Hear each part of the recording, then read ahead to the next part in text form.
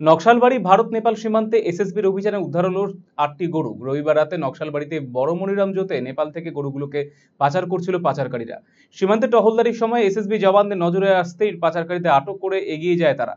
সেই সময় গরুগুলিকে ছেড়ে পালিয়ে যায় পাচারকারীরা। পরে উদ্ধার হওয়া 8টি গরুকে এদিন নকশালবাড়ি পুলিশ হাতে তুলে দেয় এসএসবি। গোটা ঘটনা খতিয়ে দেখছে পুলিশ।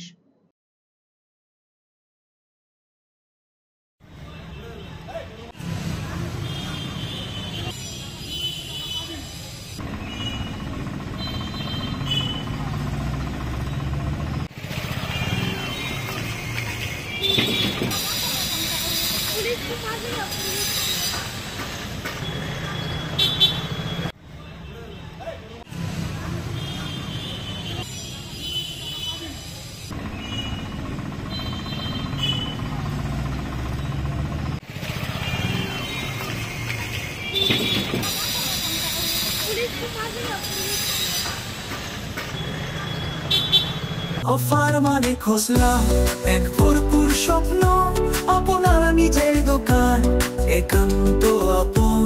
খোসলা ইলেকট্রনিক্স, সবকিছু এখানে, আপনার ঘরের আনন্দ এই মধুর বনে।